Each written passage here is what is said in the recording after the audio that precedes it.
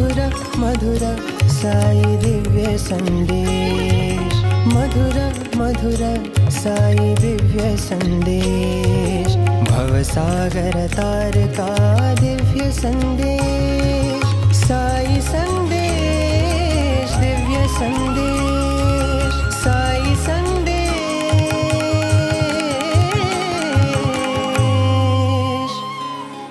दिव्य संदेश।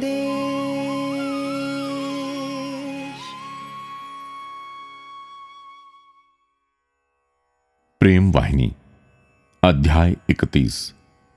साधक के आवश्यक उपकरण।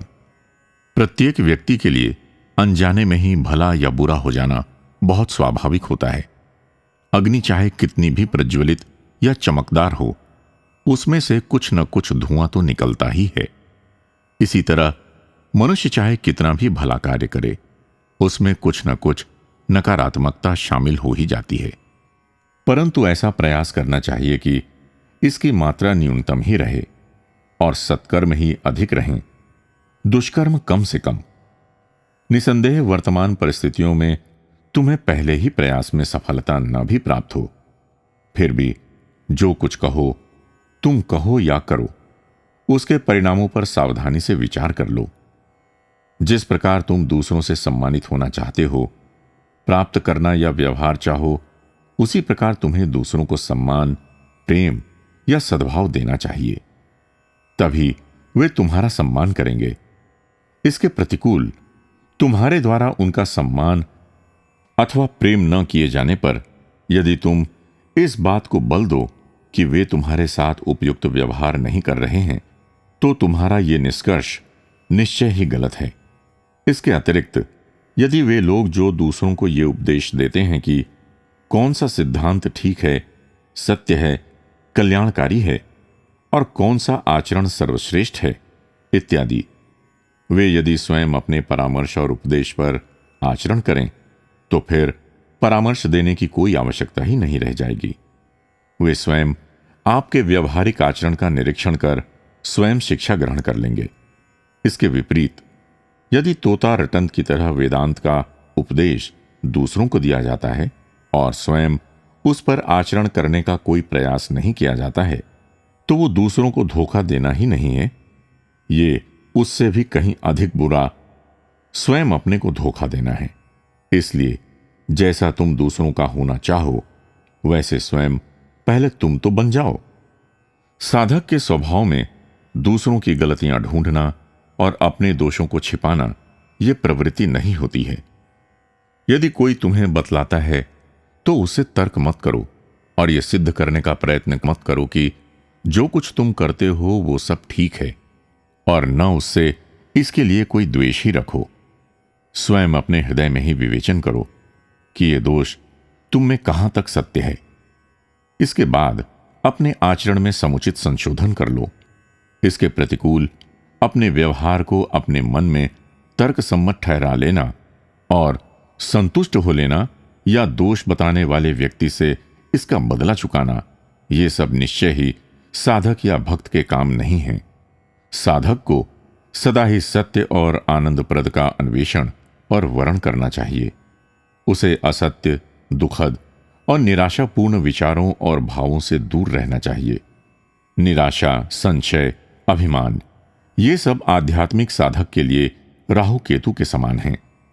जब किसी की भक्ति भावना भली प्रकार से दृढ़ हो जाए, तब यदि अपना सर उठाएं तो इन्हें सरलता से निरस्त किया जा सकेगा। वे तो व्यक्ति की साधना को हानि पहुंचाने वाले होते हैं। ये तो सर्वोपरि उत्तम होगा यदि साधक सभी परिस्थितियों में मुस्कुराता हुआ उत्साही और आनंद मग्न बना रहे। भक्ति और ज्ञान से भी अधिक ये शुद्ध भावना वांछनीय है। जो इसे प्राप्त कर चुके हैं उन्हें निश्चय ही लक्ष्य पर प्रथम पहुंचने का अधिकार है। सभी परिस्थितियों में प्रसन्न रहने का गुण तो पूर्व जन्म से संचित पुण्यों के फलस्वरूप ही प्राप्त होता है। जब कोई व्यक्ति सदा चिंतित, संदेह युक्त और निराशाग्रस्त रहता है तो वो कभी आनंद नहीं प्राप्त कर सकता, वो चाहे जो साधना करे। साधक का प्रथम कर्तव्य उत्साहपूर्ण होना है। उस उत्साह से वो किसी भी प्रकार के आनंद को प्राप्त कर सकता है। जब तुम्हारी प्रशंसा की जाए तो मत फूलो, जब दोषारोपण किया जाए तब उत्साह खोकर सुकड़ भी न जाओ। इन दोनों की उपेक्षा करने वाले आध्यात्मिक सिंह बनो। व्यक्ति को स्वयं ही अपने दोषों का विश्लेषण कर सुधार लेना चाहिए। यह सर्वाधिक महत्वपूर्ण है। अब भगवान के साक्षात्कार संबंधी विषयों में भी व्यक्ति को सावधान रहना है। उसे चाहे कितनी असुविधाओं का सामना करना पड़े, उसे अपनी साधना जारी रखनी चाहिए। न तो इससे कुछ व्यवधान आए और न अनुशासन में घुमाव फेर करना पड़े। जो नाम स्वीकार किया गया है, प्रिय रहा है और उसे स्मरण के लिए स्वीकार किया गया है, उसमें परिवर्तन नहीं करना चाहिए। यदि प्रत्येक बार कुछ दिनों के पश्चात नाम में परिवर्तन किया जाता है तो एकाग्रता असंभव हो जाती है। मन एक बिंदु पर केंद्रित नहीं किया जा सकेगा। समस्त साधना का लक्ष्य ऐसी एकाग्रता की प्राप्ति होना चाहिए। इसलिए बार बार नवीन नाम को स्वीकार करना और फिर भगवान के उन नाम रूपों का त्याग करना, बचाकर केवल एक ही नाम रूप का अवलंबन लेकर जप और ध्यान करना चाहिए। साथ ही व्यक्ति में यह विश्वास और दृढ़ धारणा भी होनी चाहिए कि भगवान के सभी नाम रूप वही हैं, जो कि वो एक नाम रूप के सहारे अपनी साधना को दोहराता रहता है। उस नाम रूप की श्रेष्ठता देकर अन्य नाम रूपों के प्रति किंचित मात्र अनादर या उपेक्षा का भाव कभी नहीं व्यक्त करना चाहिए। सभी सांसारिक हानियों, कष्टों को और चिंताओं को केवल इहलौकिक और अस्थायी समझकर साधक को यह सोचना चाहिए कि वो जप और ध्यान उन्हीं शोकों पर विजय पाने के लिए हैं। इन दोनों को एक दूसरे से पृथक रखकर सोचना चाहिए। उसे समझना चाहिए कि हानि, कष्ट और चिंताएं तो बाह्य हैं और इस दुनिया से संबंधित हैं। जप और ध्यान आंतरिक हैं, भगवत प्रेम के क्षेत्र से संबंधित हैं। ये शुद्ध भक्ति या पवित्र भक्ति कही जाती है। दूसरा प्रकार, जहां की साधक एक नाम रूप चयन करने के बाद कुछ काल की साधना के बाद उसे छोड़कर दूसरा कोई और नाम रूप अपनी साधना के लिए अपना लेता है, उसे व्यभिचार भक्ति कहते हैं अथवा अपवित्र भक्ति कहते हैं। यदि अज्ञान से ऐसा किया जाता है तो यह अपराध नहीं है, परंतु एक बार यह जानकर कि ऐसा करना हानिप्रद है और उस नाम रूप से निष्ठापूर्वक जब ध्यान करने के पश्चात यदि नाम रूप में कोई परिवर्तन किया जाता है तो यह निश्चय ही गलत है। उसी नाम रूप पर दृढ़ रहना ही सर्वोच्च प्रतिज्ञा है, व्रत है। चाहे गुरुजन भी परामर्श दें तब भी। जो मार्ग तुम्हारे मन ने स्वीकार कर लिया है उसे मत त्यागो। कौन ऐसा गुरुजन होगा जो तुम्हें तुम्हारा अपनाया हुआ नाम रूप छुड़ाकर अन्य नाम रूप ग्रहण करने का परामर्श देगा? ऐसे किसी भी परामर्शदाता को अपना गुरुजन मत मानो, उन्हें मंद बुद्धि समझो। पुनः एक बात और, जप ध्यान का स्थान और समय भी जहां तक संभव हो परिवर्तित मत करो। जब कभी जैसे यात्रा करते हुए ऐसा परिवर्तन अपरिहार्य ही बन जाए तो समय वही अपरिवर्तित रखो।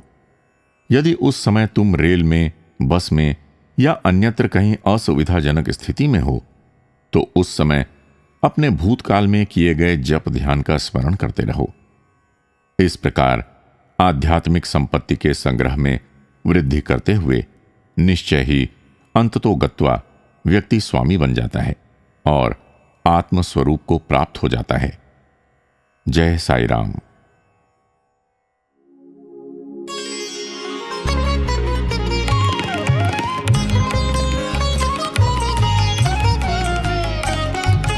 मधुर मधुर साई दिव्य संदेश, मधुर मधुर साई दिव्य संदेश, भवसागर तार का दिव्य संदेश, साई संदेश दिव्य संदेश।